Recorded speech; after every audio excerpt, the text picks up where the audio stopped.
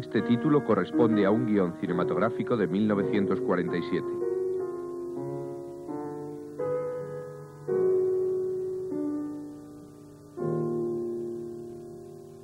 Lorenzo Llobet Gracia, cineasta procedente del campo amateur, hacía su debut como profesional con esta película.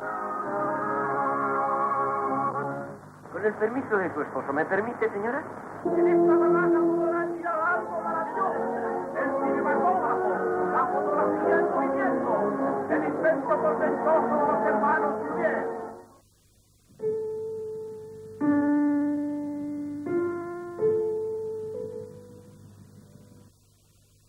Estaba sentada en Triunfo y vi pasar a un joven con su sombrero, su abrigo marrón, y no sé, me quedé mirándolo y él pasó por delante de mí y se fue a un kiosco que había de revistas allá en el metro, bueno, en el hotel. Y entonces yo no sé por qué me le quedé mirando y él se dio cuenta que alguien le miraba y yo me bajé la vista enseguida. Entonces esto pasó por 3 veces, no me ocurrió, creí que no tenía costumbre de que me ocurriera esto, pero no sé qué me pasó. La cuestión es que por 3 veces le miré y él también me miró a mí y así nos relacionamos. O sea que, digamos, al año 34 es cuando ya empezamos a vernos y entonces me pidió relaciones. El 12 de mayo ya vino los padres a pedirme, ya, porque en aquel tiempo era así, ¿no? Y pues bien, continuamos bien, yo subía en Sabadell, porque ellos vivían en Sabadell, nos relacionamos un poco con los padres y, claro, hacía un año y medio que teníamos relaciones cuando ya empezó la guerra. Entonces Lorenzo me dijo, mira Beatriz, como pensamos casarnos después de la guerra, si te parece bien, dijo, pues Monsen Mansión nos podría casar y entonces podríamos ayudar a los padres, porque yo solo no puedo. Y decidimos pues de hacerlo, y el día 14 de enero del año 37 nos casamos en Barcelona y luego vinimos a casarnos por lo civil en Sabadell. O sea, Lorenzo nació en Barcelona. Cuando lo fueron a bautizar en la catedral, era muy curioso porque su abuela decía que su nieto no era su nieto, que lo habían cambiado, que su nieto era, porque se ve que lo bautizaron con otros niños juntos, y la abuela decidida que aquel no era su nieto, que su nieto era aquel de aquella señora.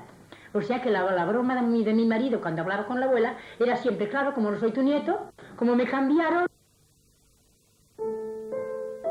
Su padre, empresario del transporte y aficionado a la fotografía, le regaló una cámara Pathé Baby. Con sus hermanas como actrices, rodó su primera película argumental en 1928, Una terraza.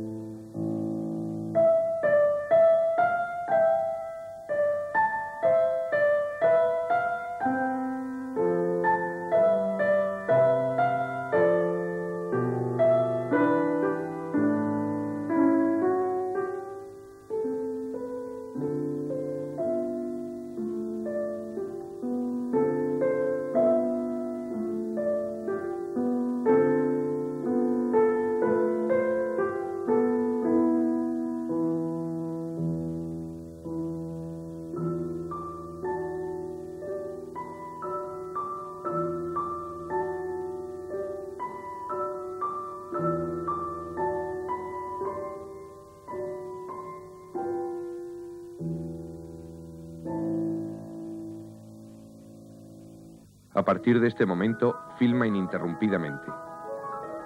Funda en Sabadell la segunda asociación de cine amateur de España.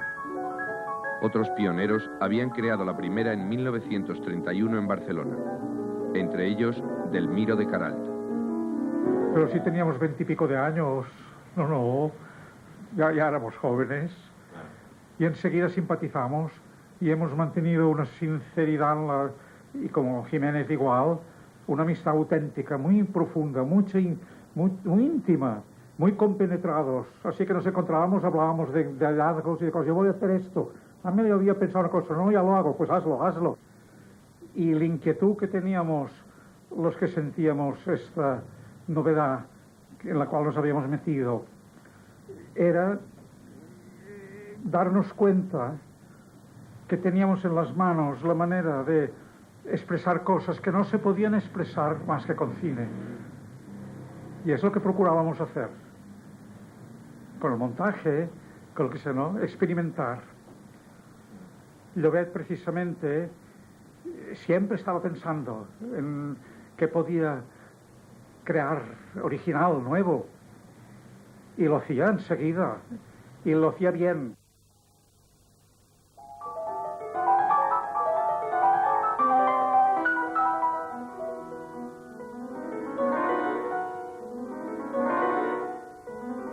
Lorenzo Llobet Gracia se convierte en un cineasta apreciado y respetado por sus compañeros.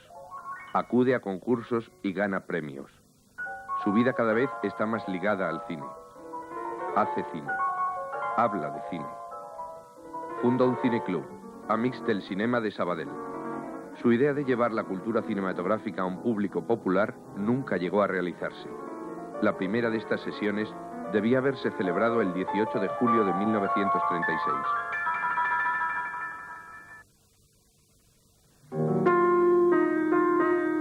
Su padre fue detenido. No se supo nada de él hasta que, una vez acabada la guerra, fue hallado muerto. Cuando lo de su padre, Lorenzo se resintió muchísimo, porque él no es que quisiera más al padre que a la madre, pero se venía muchísimo más de carácter. Su padre era un compañero, habían hablado ya los dos de poner un negocio de fotografía y dejar la agencia de transportes, pero pues no sé por qué, a lo mejor es porque vino la guerra después o lo que fuera, la cuestión es que esto no llegó a pasar, ¿no? Había la cinematografía amateur que cuando encontraban alguna película, ya sea en París, ya sea en algún sitio de Méliès o una película antigua, el Faust, pues muchísimas teníamos, ¿no? Pues entonces sabía que a Lorenzo le interesaba y las compraban, y él se las quedaba. O sea que tenía bastantes, yo diría que lo menos habría unas 50, de 45 a 50 películas. En este momento no recuerdo. En Charlotte teníamos La calle de la Paz, teníamos ¿cómo se llamaba aquel que va en el barco? Del emigrante. Había muchísimas, pero películas anteriores a estas. Metrópolis, tenía una filmoteca bastante. Cuando ya pasó la guerra, los domingos por la tarde, nosotros no acostumbrábamos a salir nunca, entonces venían los compañeros, los amigos del cine, y entonces ya se discutía, porque el uno si este dejaba siempre sus planos, salían las puertas, si el otro hacían otra cosa, o sea, con los directores siempre estábamos discutiendo, ¿no? Y así nos lo pasábamos muy bien. Transforma en película aquellos hechos que más le impresionan, como la muerte de su amigo Manolo Huguet.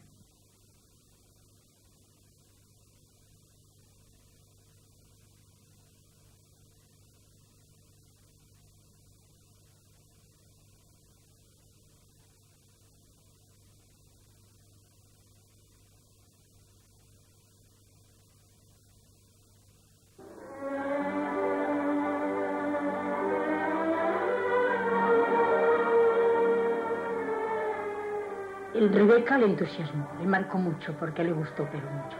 Se decía que era una de las películas mejor construida, que no le sobraba ni un palmo de nada, que estaba muy bien hecha, me gustaba mucho. Ya le digo, y lo que le entusiasmó fue el travelling de entrada a la película.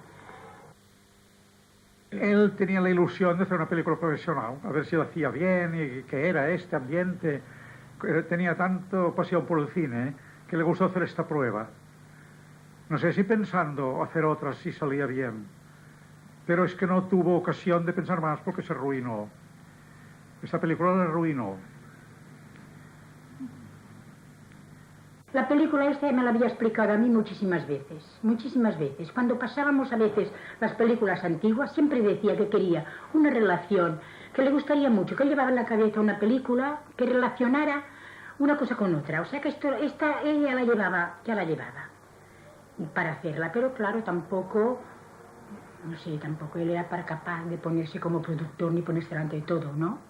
Nuestro entrañable amigo Lorenzo Llobet, pues yo me consta que tuvo muchos problemas con su incorporación al cine profesional, pero incluso de parte estos problemas surgían no ya de ámbito familiar y social y profesional de su industria, sino del propio cine amateur. Consideraban que el paso al cine profesional era como un olvido de los principios puros y limpios del cine amateur, era como una marginación de las viejas ideas y como una, ¿cómo diríamos?, una incorporación a un medio más turbio, a un medio menos limpio que era el cine amateur, ¿no? Y entonces esto yo sé que al propio Lorenzo le producía frustración y desánimo y dolor, ¿no? El ver que un paso sentido y un paso que hacía por convencimiento pleno, que él estaba convencido que sus viejos principios, su vieja estética amateur incorporada al profesional era una continuación de aquello, que se tomara como una ruptura con todo lo anterior, con la pureza y la limpieza del amateur. Y yo le dije, mira Lorenzo, la agencia de transportes te da para hacer cine amateur. Y yo creo que yo no lo haría. Yo no me embrancaría en eso. Pero como a él le gustaba mucho, pues lo hizo. Al guión le fue denegado el permiso de rodaje. Oficialmente por considerar que se trataba de un reportaje sobre el cine más que de una obra dramática y argumental. Se hicieron unos cambios apresuradamente. Se cambió el título original por el de Hechizo. El nuevo guión fue aprobado cuando ya estaban contratados los estudios Orfea y parte del equipo artístico y técnico.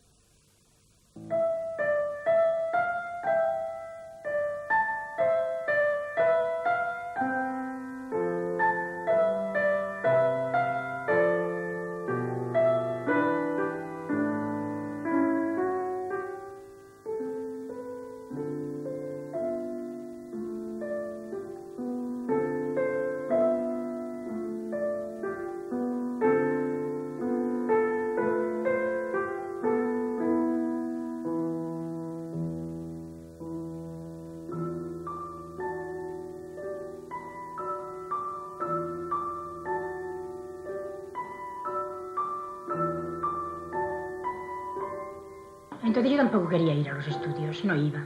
No sé si fui 3 veces. Muy poco, muy poco. Yo quedé un poco resentida con Lorenzo por toda la película. Me daba la sensación que no era el momento de hacerla, ¿entiendes? Mediado el rodaje, se les notificó la denegación del crédito sindical.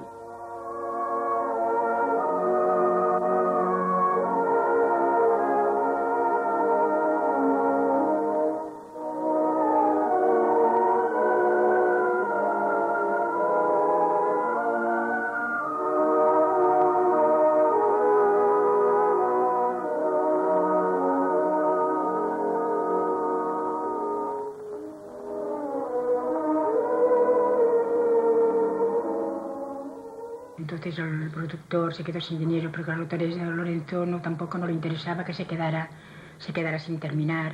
Y entonces fue pues cuando él empezó, supongo yo, pues a poner firmas y pedir dinero.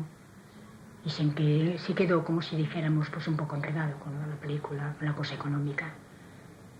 Supongo que sería claro, porque no le interesaba de ninguna manera, porque ya cuando él tenía aquella ilusión de hacer la película no podía permitir de ninguna manera que le quedara a medias, ¿entiendes? Él la terminó y hubiera hecho lo que hubiera sido, ¿no? Hasta casi dar la vida para terminar la película.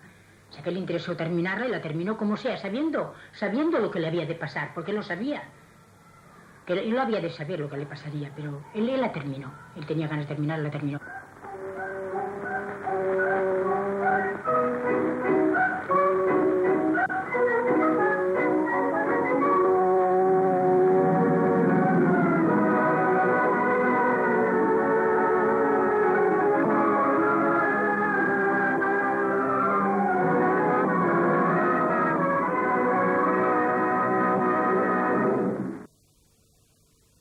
Mi hijo, el día antes de marcharnos a pasar el veraneo en San Lorenzo, jugando con un niño en la escuela, jugaban a indios y con la plumilla de acero que se trabajaba en aquel tiempo, pues encima de la mesa uno de los niños cogía el mango de la plumilla, la tiraba encima de la mesa y se quedaban clavados como si fuera el cuchillo del indio. Otro niño volvió a hacer lo mismo encima de la mesa donde estaba mi hijo, pero no se le clavó. Y entonces se le rebotó la plumilla y se le clavó a mi hijo en el muslo. El niño se fue al maestro, el maestro se lo miró, dijo, Carlos, esto no es nada, y no dimos más importancia al asunto. El niño no me dijo nada. Por la noche fuimos a despedirnos de la abuela, que ya vivía con la hija. Fuimos a despedirnos, lo puse en la cama, y a la mañana siguiente mi marido me dijo que nos marcharíamos hacia las 11 de la mañana. Entonces allá a las 10 o así, llamé a los niños para bañarlos, para marcharnos, y Carlos me dijo, mamá, me duele más la pierna. Y entonces me explicó, le miré, y ya tenía como un piquito, como si le hubiera picado una avispa, y alrededor la carne como rojiza. Miré el ganglio y lo tenía un poco ya inflamado. Le puso el termómetro y tenía 5 décimas de fiebre. Llamamos al médico, vino y me dijo que no veía nada raro. Digo, porque él vio que marchábamos, yo le dije, no, si nos hemos de quedar. Y dice, mira, Beatriz, yo era un médico que teníamos mucha confianza de toda la vida, hacía muchos años que íbamos con él. Y me dice, yo, Beatriz, me marcharía, porque mira, si todo lo más que le puede pasar a un niño es que le tengan que poner penicilina. Y entonces cualquier médico del pueblo lo sabe poner, porque era al principio de la penicilina que la ponían cada 12 horas, era un polvillo, no era como ahora, de otra manera, ¿no? Bueno, entonces yo dije, bueno, pues diciéndonoslo, ya marcharemos, y nos marchamos. Nos dio una medicina, una especie de agua como verdosa, que ve que era para suavizarle un poco, y si había una pequeña infección quizá aquí, pero ni pensarlo de que le pudiera pasar esto. Y entonces llegamos en San Lorenzo y nada, el niño jugaba, saltaba, y al cabo de 15 días empezó a cojear. ¿Y qué pasa? Fuimos al médico del pueblo y también somos muy amigos con él, éramos muy amigos, y me dice, mira, Beatriz, no sé, pero a ver, esto que lo tenía aún tapadito, esto lo tenía tapado, aún lo continuaba tapado. Lo miro y dice, no sé, me parece como si... Dices, ¿quieres que miremos si hay pus debajo? Porque de tanto untárselo con esta agua se le hizo como si fuera, decía yo, como si fuera una flor, como si la carne se le hubiera subido un poquito y le quedaba como, no sé, una especie, le decíamos como una flor así en broma. Dice, ¿quieres que miremos a ver si hay un poco de pus debajo de esta poca subida, de esta subida de carne? Y lo miró, le puso un poco de dormirlo con un poco de hielo, aquello que con un spray, se le puso frío, le pinchó con una aguja y dice, no hay nada. A la mañana siguiente se le empezó a hinchar el muslo, a hinchársele, vino el médico a ponerse mucha fiebre, y me dijo, ¿sabes que tiene una flebitis? Dice, no acostumbra a los niños a tener esto, pero ya es el segundo caso en la carrera que tengo, él y otro niño que tuve. Entonces dice, mira, yo sí queréis llevarlo en Sabadell, pero me parece a mí que no hay necesidad. Entonces quedamos que se pondrían de acuerdo con el médico de Sabadell, que era un médico que le teníamos mucha confianza nosotros. Y cada miércoles Lorenzo subía los sábados y los miércoles. Y entonces todo lo que le decía el médico de San Lorenzo lo comentaba con el médico de Sabadell. Y entonces el doctor Aymal de Sabadell cada vez decía, pues muy bien, sigue muy bien, dejadlo estar, dejad que la enfermedad vaya siguiendo, todo, si no viéramos que cede la enfermedad, tenía ya preparado el doctor de Sabadell por si tenían que operarle y cortarle un trozo de vena infectada, ¿no? Pero al llegar a los días de subida de la enfermedad, pues no, le cedió.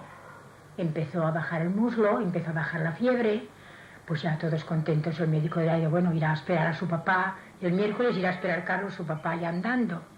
Y el martes fue, que me dijo, vino el médico, martes, exacto, me dijo, mira, Beatriz, ¿sabes qué?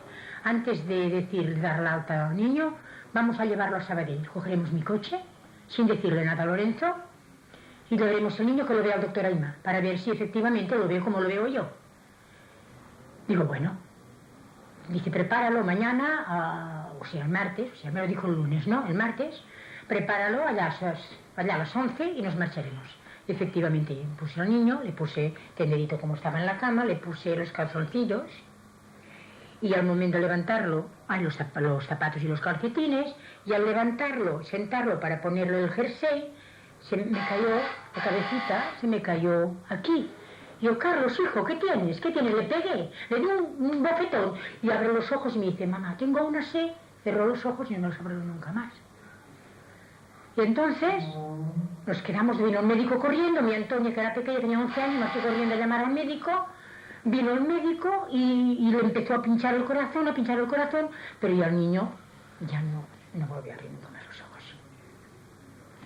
Voy a abrir, debe ser mis nietos, mi nieto que viene, seguro.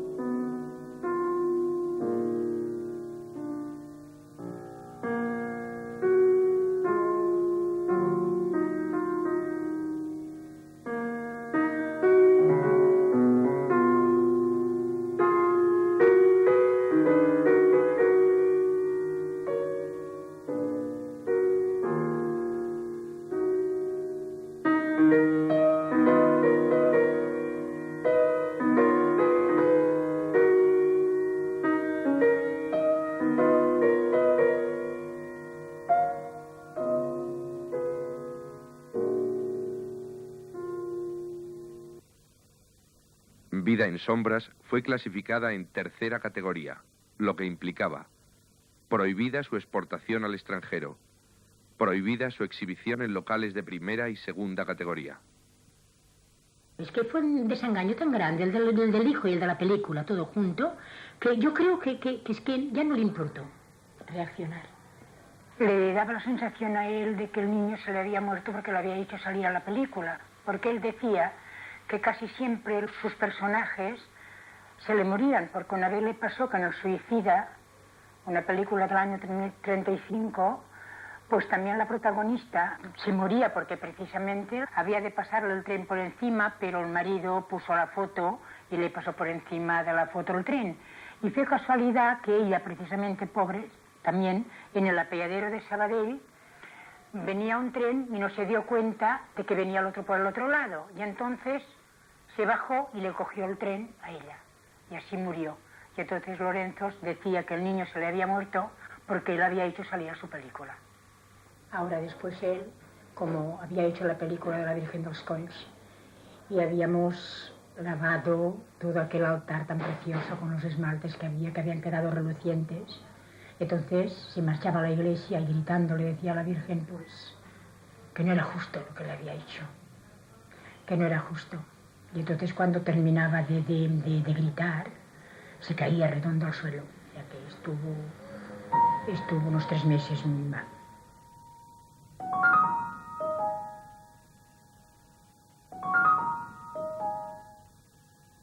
Barnola, el productor, alteró el montaje original. Fragmentó un plano secuencia de 8 minutos y añadió planos de archivo al film. Con estas modificaciones, la Junta de Orientación Cinematográfica dictamina: Gabriel García Espina, presidente. En vista de las modificaciones introducidas, me desplomo mansamente hacia la segunda B. Lorenzo estaba en las Tres Torres, en la clínica del doctor Pigem, que era una clínica de reposo, y entonces él estuvo allí. Me parece que, no sé si debo decirlo, pero se le hizo 3, ¿cómo se llama? Electrochoques.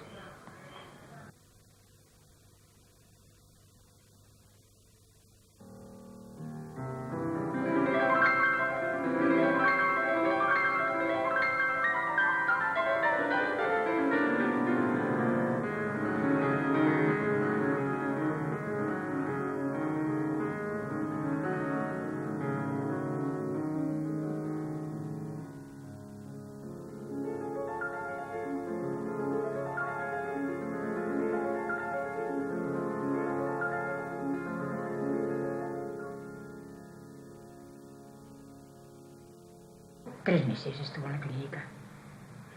Salió, ya.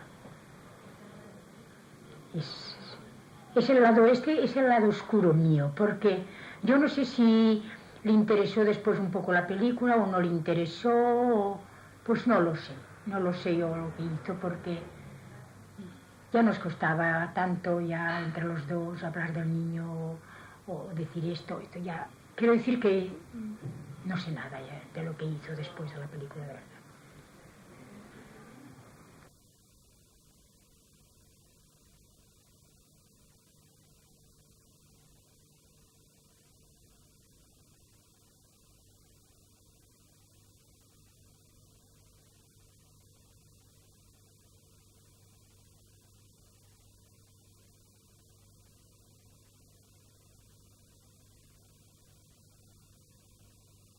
Y Lorenzo, pues, si no hubiera tenido las dificultades financieras que tuvo, que fue abandonado por gente que prometió ayudarle y que a fin de cuentas no lo hizo, hubiera sido un gran director español. La prueba está en que su película Vida en sombras está aquí, está a la vista de todos y es una espléndida película en todos los aspectos. Una espléndida en cuanto a que refleja una vocación, en cuanto a que se plantea problemas experimentales, problemas de pura estética, de un gran interés. A mí me decían profesionalmente, ¿a ti te influye el expresionismo alemán? Yo no sé, puede que a él le influyera más. Yo estoy recordando un plano bonito, precioso, que tiene Fernán Gómez trabajando a la máquina, preparando el guión de su película, y una gran sombra proyectada en una pared blanca que es la sombra de un zootropo primitivo. Esto tiene un interés expresionista. Esto es un poco jugar con las luces y las sombras de los expresionistas, de los cineastas y de los pintores. Y esto se podía citar muchos ejemplos en esta línea, en la obra de Lorenzo. En fin, estaba llena de belleza formal. La película está llena, porque por suerte es de las que quedan. Muy distinto de otras muchas que parecía que iban a quedar y que no son nada. La suya es ahora mucho más de lo que fue entonces, que también pasó desapercibida por esa marginación que decíamos, de si los organismos la despreciaban porque era una cosa entre amateur y profesional, que no era ni una cosa ni otra, los mismos amateurs que decían que era una traición a sus viejos principios. Entonces la película pasó desapercibida, ¿no? Y hoy es un clásico, se puede decir que es una obra clásica, que está ahí, que está con su fuerza, que está como ejemplo de pureza, de limpieza, de honestidad profesional.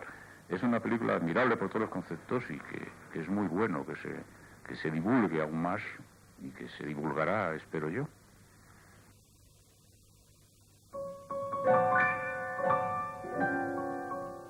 El nacimiento de su hija pequeña le rejuveneció un poco. Fue muy importante para Lorenzo que le naciera esa hija. Una hija que se le parece mucho a su padre en el sentido artístico, quizá porque, claro, la pequeña, al nacer ella, ya sabía lo de su padre, ya sabía la desgracia del niño, ¿entiendes? Parece que la pequeña se daba cuenta de que necesitaba al padre, a la hija un poco, ¿no? Y entonces pues, esta pequeña se hizo muy amiga de su padre, muchísimo. Y Lorenzo, cuando llegaba a casa, lo primero que te preguntaba era ¿dónde estaba Beatriz? Bueno, su hija, ¿dónde estaba la pequeña? O sea que era una cosa, yo creo que le ayudó mucho a que no fuera tan acabado Lorenzo. Vida en sombras se estrenó en 1953 sin ninguna publicidad. El negativo original no se ha encontrado. La versión que se conserva no tiene las alteraciones más importantes que el productor efectuó. Sin embargo, unos cambios bruscos en la banda de sonido parecen indicar un remontaje posterior. Quizá el propio Llobet volvió a adaptar el montaje a su primera idea. En todo caso, Vida en sombras se parece más ahora a Bajo el signo de las sombras, el guión original, que a la película que la censura aprobó.